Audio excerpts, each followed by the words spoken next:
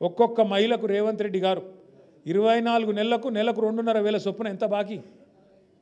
లెక్కలలో అందరూ పూరా కాదు, 55 కాదు, నెలకు 2.5, 10 నెలలకు ఎంత? 25,000, 20 నెలలకు ఎంత? చాలా పూరున్నారు లెక్కలలో మీరు. మొత్తం 60,000 ఒక్కొక్కరికి బాకీ ఉన్నాడు రేవంత్ రెడ్డి. 60,000 రూపాయలు ఒక లేడీస్కు, రైతులకు బాకీ ఉన్నాడు, లేడీస్కి బాకీ ఉన్నాడు, ముసలోళ్ళకు నెలకు 4,000 ఇవ్వాలి, 2,000 ఇస్తుండు. మరి 24 నెలలకు 2,000 చొప్పున 48,000 ముసలోళ్ళకు బాకీ ఉన్నాడు, వితంతువులకు 48,000 బాకీ ఉన్నాడు. ఇప్పుడు కాంగ్రెస్ వాళ్ళు ఎటువంటి వాళ్ళు అంటే, అవన్నీ తర్వాత అక్క, నేను ఇప్పుడు ఓటుకు ఒక 2,000 ఇస్తాను, నాకు ఓటే అంటాడు.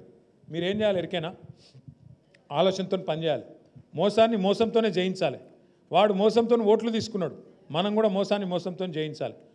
మీరు వాళ్ళు చాలుగాలు మళ్ళీ ప్రమాణం చేయమంటారు, అమ్మ దేవుని పటం మీద ప్రమాణం చేయంటారు. మీరేం చేయాలి? మీరు కూడా హుషారుగా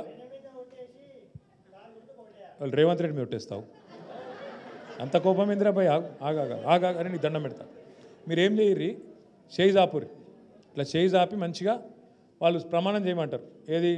దేవుని మీద మంచిగా చేయి జాపురి. మనసులో కళ్ళు మూసుకొని ఏమనుకోవాలి తెలుసా? కళ్ళు మూసుకొని తుప్పాలు తుప్పాలు తుప్పాలు తుప్పాలు అనుకోవాలి. ఇక బయటికి వాడు ఏం చదువుకుంటే చదవాలి, అప్పుడు మీకు తగ్గదు. అర్థమైందా?